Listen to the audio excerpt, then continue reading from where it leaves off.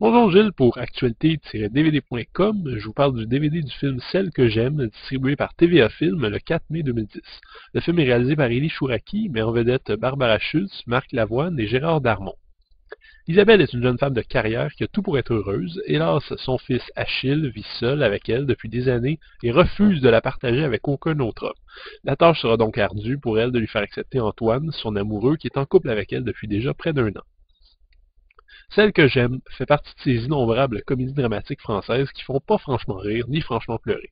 Ce sont des tranches de vie dont l'intérêt principal est les personnages et les dialogues.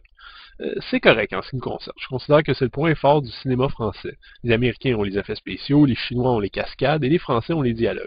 On a donc affaire à un film très léger qui tente pas de révolutionner le monde, mais qui propose simplement un portrait du quotidien un peu étrange d'une mère dont la vie tout entière tourne autour de son fils, bien souvent à ses propres dépens. Faut dire que même à ce niveau-là, j'ai décroché un peu. La faute en fait, à mon avis, principalement à la caractérisation et aux réactions des personnages qui les rendent vraiment très peu attachants et qui nous donnent pas tellement envie de les suivre, particulièrement dans le cas d'Isabelle et de son fils Achille.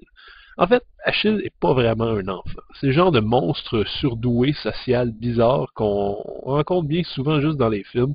Donc, c'est un bambin qui est capable de répliquer du tac au tac et de soutenir une conversation lourde sur des sujets sociaux, de lire dans les pensées et les réactions des autres et de mettre sur pied des plans machiavéliques et complexes pour arriver à ses fins.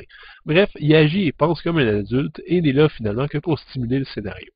Le fait qu'il soit également très égoïste et peut aller très loin dans la délinquance et le mensonge pour atteindre ses objectifs n'aide pas non plus à nous le rendre attachant.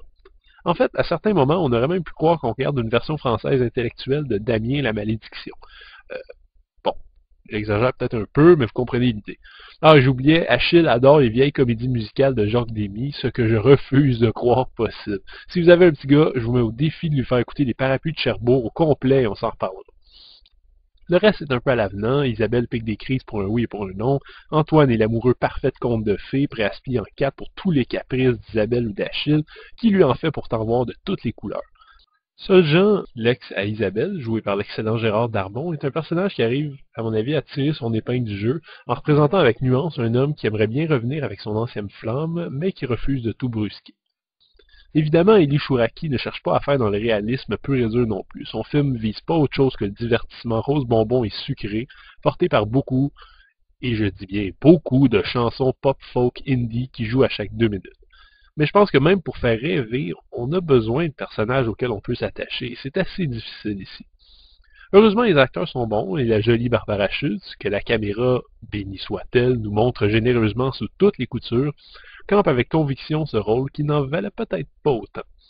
Celle que j'aime s'adresse donc aux rêveurs, et peut-être davantage aux rêveuses. Les dialogues sont trop parfaits, les images et les décors pleines de classe et de luxe, les personnages sont beaux, bons, gentils et aptes à pardonner rapidement. Sauf peut-être ce satané Achille, mais bon. Le film est présenté en 1:85 anamorphique avec une unique piste française 5.1, sans sous-titres, et on ne retrouve pas non plus de bonus. Celle que j'aime est un peu l'équivalent français des films de Nancy Myers, les déboires sentimentaux de jeunes bourgeois à l'aise financièrement qui s'empêtrent d'eux-mêmes dans les situations les plus absurdes. J'ai toujours autant de difficultés avec le personnage de l'enfant autour duquel tout le film tourne et à qui tous les adultes lui obéissent au doigt et à l'œil. Mais si vous arrivez à le trouver attachant, je crois qu'à partir de là, vous devriez apprécier le film.